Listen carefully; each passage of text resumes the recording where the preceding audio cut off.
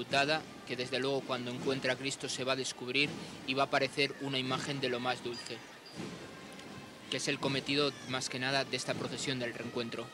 La Virgen de la Alegría, Julián, de autor anónimo. Sí, es una virgen que es del siglo XIX, es de autor anónimo, es una virgen que se llama de candelero, con lo cual únicamente tiene rostro y manos y el resto es de bastidor.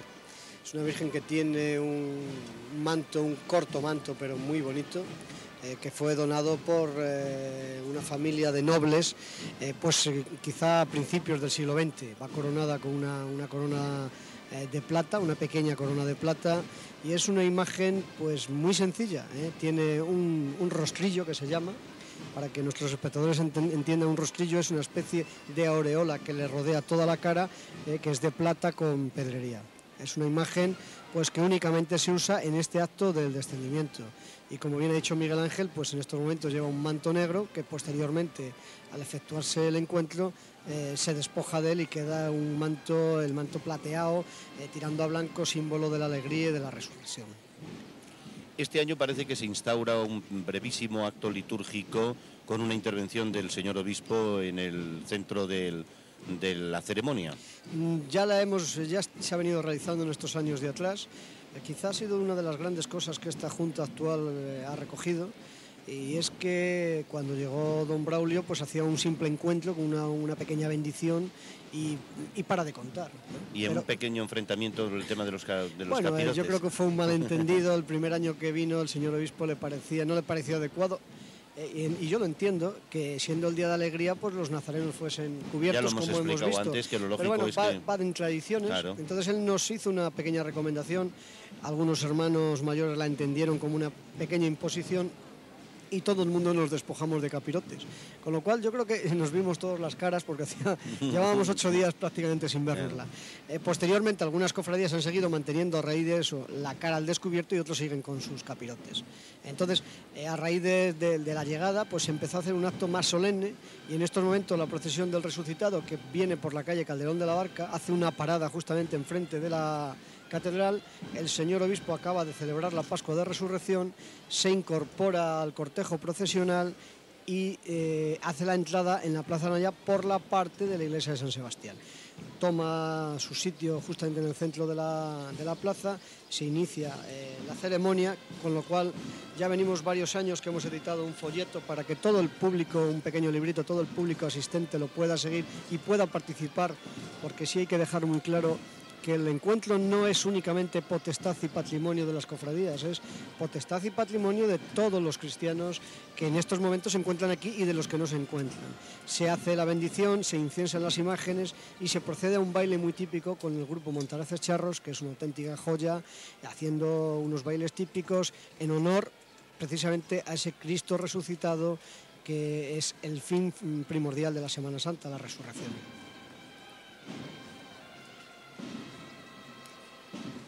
Ahora mismo vemos una imagen de la Virgen de la Alegría subiendo por la calle del Tostado. Hay que decir que se hacen 2 procesiones para hacer el encuentro, indudablemente, y parte de las cofradías acompañan a la Virgen y parte al resucitado. En estos momentos, me imagino que al igual que en otros sitios, pues las cofradías más antiguas son las que van más próximas a la imagen, y las más modernas las que abren el cortejo. Eso sí conviene resaltarlo, porque eso es un derecho adquirido precisamente por sus fundaciones. Entonces, indudablemente, la que acompaña tanto a la Virgen como al Cristo es la Cofradía de Veracruz, con 500 años de historia. Posteriormente, en este caso de la Virgen de la Alegría, precediendo a la Veracruz, va la Soledad, de 1700, precediendo a la Soledad la Hermandad Dominicana, ya de este siglo, pero de 1940, y por delante va Cristo Yacente y Jesús Amigo de los Niños, Jesús Amigo de los Niños 1946 y Cristo Yacente de 1984. O sea, aquí guardamos, se va de moderno a antiguo, y siempre pues guardando un orden de preferencia para ir cerca de la imagen en función del año de fundación. Ahí está, en otro bellísimo plano de nuestras cámaras, recogido fielmente por nuestro realizador, la Virgen, esa pequeña imagen de la Virgen de la Alegría, de autor anónimo, a la que el Duque de Alba vistió en 1949. Pues sí, indudablemente eso es una de las cosas que he aprendido. Que tenía aquí sus raíces y las tiene. Y las tiene, el Ducado de Alba. Hay que tener en cuenta que el Palacio de Monterrey pertenece a la Casa de Alba, y el convento de las Agustinas y la iglesia de la Purísima fue fundación del conde de Monterrey, vinculado indudablemente a la Casa de Alba, con lo cual pues la Casa de Alba tiene sus raíces en esta ciudad y en esta provincia. Yo creo que de eso sabe más Miguel Ángel que nosotros. Sí, bastante más, como ha demostrado en estos días. La Casa de Alba tiene su origen precisamente en las llamadas Mercedes Enriqueñas, cuando los Trastámara, digamos que hacen un barrido de todo lo que es la vieja nobleza y ascienden de alguna manera a segundones. Uno de estos son los García Álvarez de Toledo, procedentes precisamente de Toledo. Van a afincarse desde luego mucho, consiguen el condado de Alba, pero también, sobre todo, van a estar muy vinculados, primero condado, luego será ducado de Alba, de ahí el actual título de duques de Alba. Van a estar muy vinculados a todo lo que son las provincias de Salamanca y las que son de Ávila.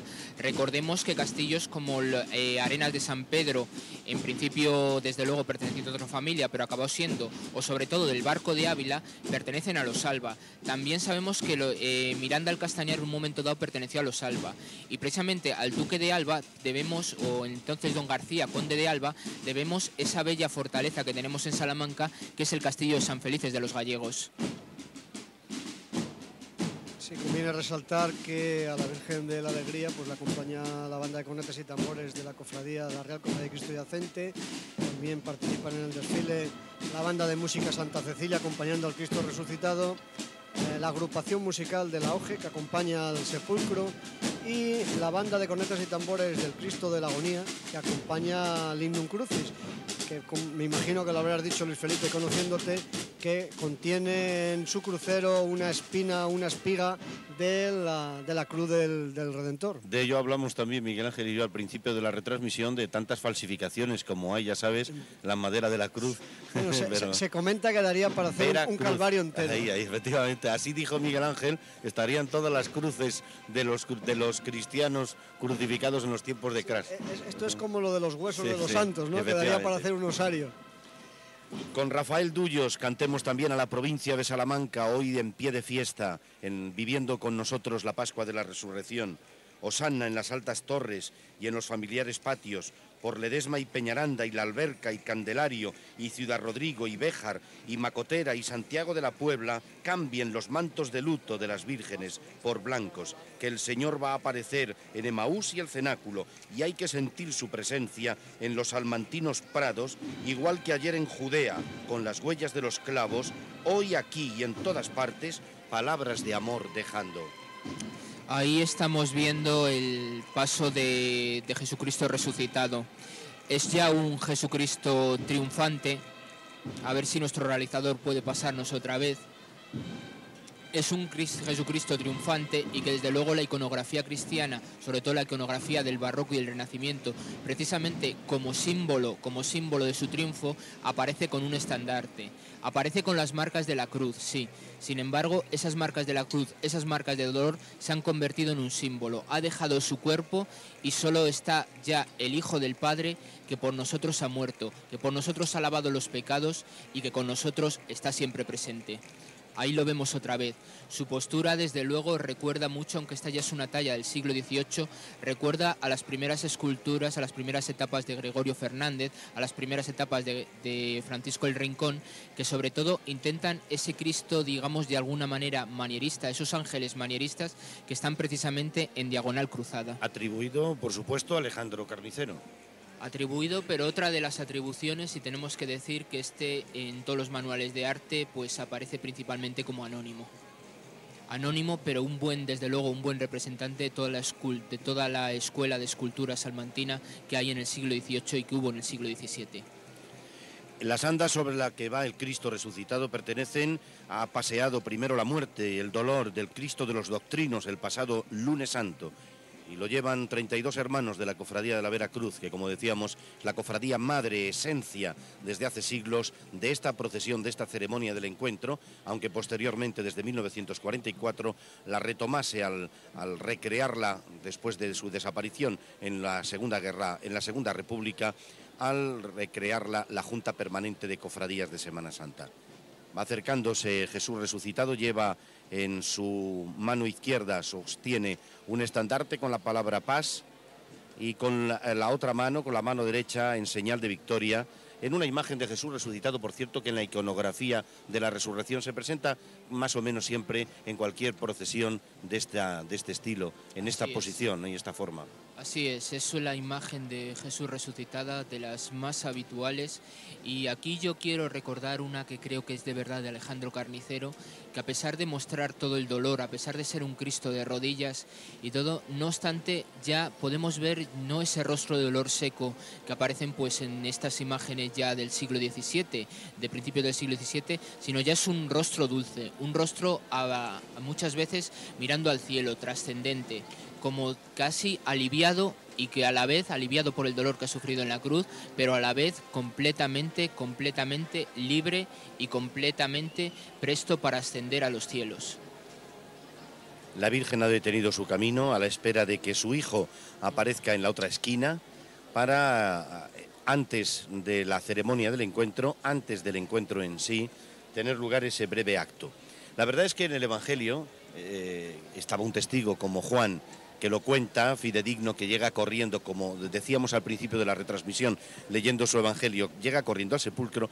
No figura para nada este hecho, que debió de producirse lógicamente, porque si un hijo resucita, quizá la primera que va a ver sin duda es a la madre, y que no nos dicen, sin embargo, los evangelios que el resucitado fue primero en encontrarse con su madre. Sin embargo, en nuestro pueblo, en nuestra fe, entienden que la primera en necesitar el consuelo de su presencia era precisamente ella, que estaba tan sola desde 2 días antes. Mira, Luis Felipe, yo creo que es el mejor ejemplo de cómo una fe no nace de la Biblia, no nace del documento, no nace del escrito, sino nace del corazón.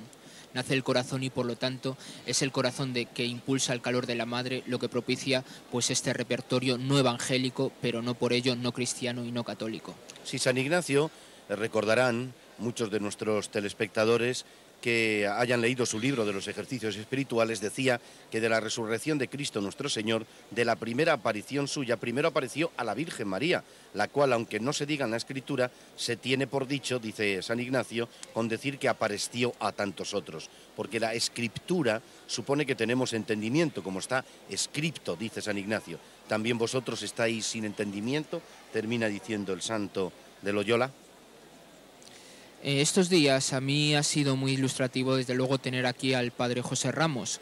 Él más que nada ha investigado estos temas y sobre todo él ha demostrado cómo precisamente estas imágenes que utilizan los artistas, la inspiración de estos artistas muchas veces se basa en escritos de fe, escritos de San Juan de la Cruz, de la mística de Santa Teresa, también como tú has dicho de San Ignacio de Loyola, y la verdad es que en esos rostros trascendentes son la principal inspiración que encuentra el artista, ¿no? El escultor leyendo artistas como Santa Teresa, como San Juan de la Cruz, es donde obtiene pues esas imágenes trascendentes, esas imágenes exentas de dolor, con los símbolos de la crucifixión y que hacen precisamente un arte tan nuestro, un arte que implica no solamente adoradores, escultores, sino alguien tan variado como literatos, un arte cultural que desde luego está hablando de una cultura que es la del siglo de oro español, que yo creo que la Semana Santa es la principal tradición donde más se mantiene viva precisamente esa tradición de esa cultura del siglo de oro español. Recordemos que en estos momentos en muchísimos lugares de Castilla y León, de nuestra querida comunidad autónoma, se está produciendo también este pequeño milagro del encuentro de la madre y del hijo, y que en algún sitio, mandamos un cordialísimo saludo a Aranda del Duero, se produce en Aranda de Duero con la belleza del ángel que baja, el niño que baja desde la bola abierta y quita el manto él mismo, tira del manto de la Virgen, que no deja de ser una forma original de recibir la resurrección de Cristo, quitándole el luto a la madre con un niño representando la figura del ángel. Es sin duda este de Aranda de Duero, como en otros lugares el hecho que se produce, como una especie de recreación más teatral que sacra a veces de este momento del Día de la Resurrección. Así es, Luis Felipe, has sacado un tema muy interesante porque tenemos que tener presente que el pasos de Semana Santa en realidad viene del latín passus, que es pasión, pero originalmente no eran esculturas, o sea, pequeñas, digamos, flashes recreados de fotografías en 3 dimensiones, que suelen ser pues estos grupos escultóricos, sino originalmente eran representaciones teatrales que iban a hombros de los cofrades y que iban constantemente, pues a través de los cofrados, representando el episodio del que se alude. Es también curioso porque también aludimos a lo que es la funcionalidad y sobre todo el gran peso que tienen que acarrear los cofrades. Es un motivo para ellos más de penitencia, pues como en el siglo XVI todavía la mayoría de los pasos que desgraciadamente no se